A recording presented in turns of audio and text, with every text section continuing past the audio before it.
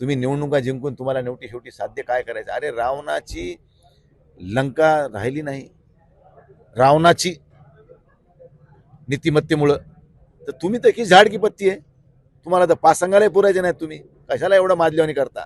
ज्यावेळेस ह्याच्या कामावर ह्याला विश्वास नाही त्या अर्थी तो पैसे देतोय, म्हणून ह्याचे पैसे घेऊ नका आणि मतदान करू नका. लयच वाटतं तुम्हाला पैसे घ्यायचे, पण मतदाराला विसरू नका. अरे लोकशाहीची एवढी बी क्रूर चेष्टा करू नका. सत्ता काय तुमच्या पायलीला पुजलेली नाहीये. आज जरी तुम्हाला सत्तेचा गर्व आला असला ना, तिचं हरण व्हायला वेळ लागणार नाही. स्थानिक स्वराज्य संस्था निवडणूक आहेत काय पक्षाच्या नेमणुका ह्या निरंतर प्रक्रिया आहे. कारण शेवटी काही जबाबदारीनं काम करणारे, काही त्यानंतर त्याला समजा काही अडचणी आल्या त्यामुळे त्याच्या जागी एखाद्या जबाबदार दमाच्या एखाद्या कार्यकर्त्याला देणं ही प्रक्रिया रुटीन आहे. ती काही वेगळा विषय नाही आहे. आमचे डॉक्टर अरुण चौधरी जिंतूरचे तालुका प्रमुख होते, पण त्यांना त्यांच्या मुलाबाळाच्या शिक्षणामुळं त्यांना इथं थोडा गावी राहायला त्रास होतो. पुण्याला राहतात सगळी मुलं शिकायला. त्यामुळे ते म्हणले, माझ्याऐवजी दुसऱ्या कोणाला एखाद्या जबाबदारी द्या. तसे आम्ही आज कृष्णा दुधगावकर यांना तालुक्याची जबाबदारी देतोय. एक चांगल्या प्रकारचा कार्यकर्ता आहे, चांगलं काम करेल, त्याला संघटन वाढवेल. शेवटी निवडणुका आज समाजकार्याच्या जोरावरच होत होत्या पूर्वी, पण आता ते समाजकारण हा विषय आता भारतीय जनता पार्टीने संपुष्टात आणला आहे. ज्याच्याजवळ माल आहे ते निवडणूक लढवायची, अशी सध्या प्रक्रिया चालू आहे. परंतु ही जास्त दिवस चालणार नाही. समुद्राला भरती आल्या त्या अर्थी ओटी लागणार ही निश्चित आहे. त्यामुळे आज भरती आलेली आहे, पण आमचं संघटन हे कमी पडणार नाही. आम्ही कधीही निवडणुकीला समोर जायला तयार आहोत. फक्त या स्थानिक पातळीवरच्या निवडणुका छोट्या असतात. इथं मोठे ढेंडे उभे टाकले, गरीब सामान्य कार्यकर्ता करणाऱ्या काम करणाऱ्याची जरा सस्य होलपट होते. कारण मतदार राजासुद्धा लक्ष्मी दर्शनापुढे थोडा जरा अस्तव्यस्त होतो. त्यामुळे जरा कार्यकर्त्याची जरा कुचंबना होते. परंतु सामान्य नागरिकांनी हा विचार केला पाहिजे. मतदान करताना समाजाच्या हितासाठी काम करणाऱ्या माणसाला निवडून देणं काळाची गरज आहे. पैशाच्या तालावर तुम्ही जर मतदान करताल तर उद्या तो पैसे घेणारा तुमच्याशी बांधिलकी ठेवून काम करणार नाही, ही वस्तुस्थिती आहे. ज्यानं पैसे देऊन मतदान घेतलंय ते उद्या पैसेच कमवायचं बघणार. एखाद्यानं एखादे दुकान टाकले, ते पैसे कमवायसाठी टाकले, गमवायसाठी नाही. म्हणून राजकारणामध्ये असा कोणी माईचा लाल जन्माला आलेला नाही की पैसे खर्च करून समाजसेवा करायची जरा खास सुटली आहे. जेवढे पैसे टाकायलेत तेवढे दुपटीने नाही 4 पटीने त्याचे पैसे काढायसाठीच टाकायलेत, ही वस्तुस्थिती आहे. म्हणून मतदारांनी सुद्धा ओळखलं पाहिजे पैसे ह्याचे का द्यायले हे. मग ह्याच्या कामावर विश्वास नाही का? ज्यावेळेस ह्याच्या कामावर ह्याला विश्वास नाही त्या अर्थी तो पैसे देतोय, म्हणून ह्याचे पैसे घेऊ नका आणि मतदान करू नका. लयच वाटतं तुम्हाला पैसे घ्यायचे, पण मतदाराला विसरू नका. कारण शेवटी आपण बघितलं काल विधानसभेच्या निवडणुकीमध्ये या राज्याचे सन्माननीय मुख्यमंत्री देवेंद्र फडणवीस साहेबांनी सांगितलं की भारतीय जनता पार्टीचा मुख्यमंत्री होऊ द्या, आम्ही शेतकऱ्याचा 7-12 कोरा करू. झाला का कोरा? मग तसं तुम्ही मतदारांनी आता निवडणुकीमध्ये ह्या म्हणलं पाहिजे, हा आम्ही तुम्हालाच मतदान देणार, घ्या पैसे. शेवटी मतदान कोणाला करायचं तो आपला अधिकार आहे, द्या ठोकून यायची. असं निवडणुकीत बोलावंच लागते. आपण असं म्हणायचं, ते जसं म्हणले आज तसं आपण म्हणू उद्या. तुम्ही गंभीर आरोप केले की तब्बल शेकडो कोटी रुपयांची उलाढाल या नगरपालिका निवडणुकीत झाली, सत्ताधारीच्या सर्वच पक्षांनी केली. बघा, मी गंभीर आरोप नाही केले. मी एक जबाबदार लोकप्रतिनिधी आहे. एकदाचा नाही, 5 टर्मचा मी या ठिकाणी लोकप्रतिनिधी आहे आणि जबाबदारीनेच बोलतोय की एवढी उलाढाल झाली.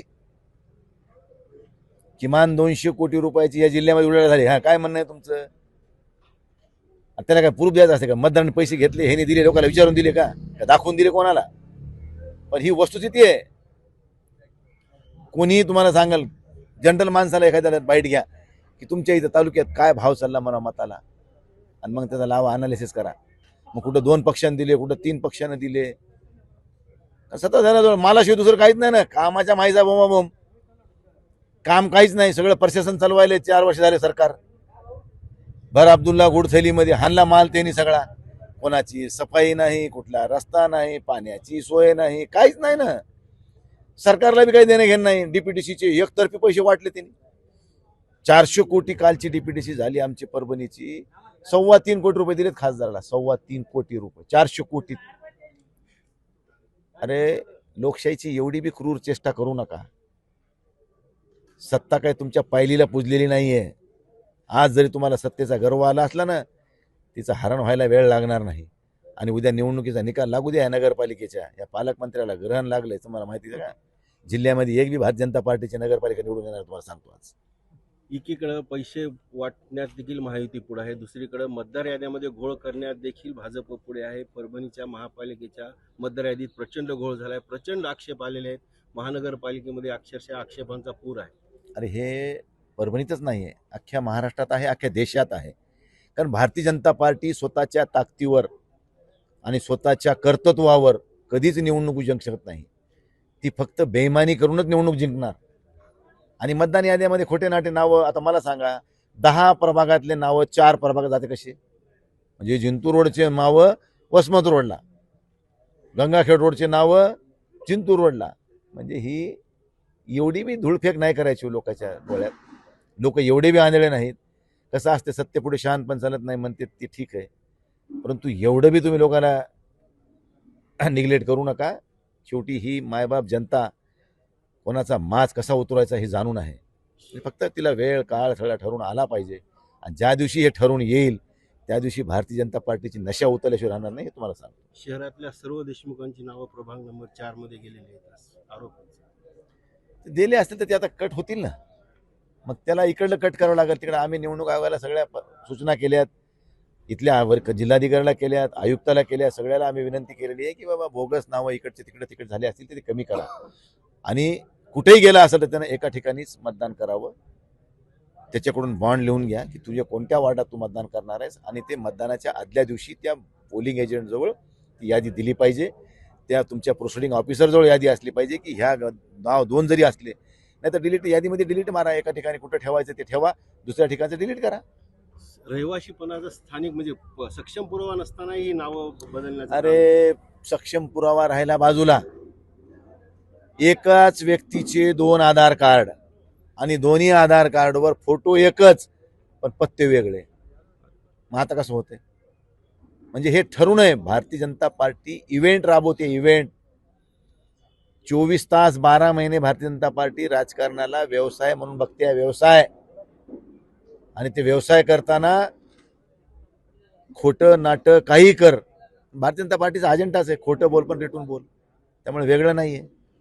त्यामुळे भारतीय जनता पार्टी हे आघोरी वर्तीचा पक्ष झाला. आता देशाची सत्ता तुम्हाला मिळवायची होती, राज्याची मिळवायची होती, आता स्थानिक स्वराज्य म्हणजे तुम्हाला नेमकं काय काय तरी पाहिजे. लोकांनी देऊ द्या ना तुम्हाला, अंतकरणातून लोकांच्या तुम्हाला जे लोक देतील ते तुम्ही स्वीकार केला पाहिजे. पण ह्याचे बेमानी करून, चिटिंग करून, लोकांची दिशाभूल करून, पैशाचे आमिषे दाखवून, मतदार याद्यामध्ये घोळ करून तुम्ही निवडणुका जिंकून तुम्हाला शेवटी साध्य काय करायचं? अरे रावणाची लंका राहिली नाही, रावणाची नीतिमत्तेमुळं. तर तुम्ही तर की झाड की पत्ती आहे, तुम्हाला तर पासंगाला पुरायचे नाही. तुम्ही कशाला एवढं माजल्यावानी करता? एवढी बी घाण टाकू नका आपली नीतिमत्ता.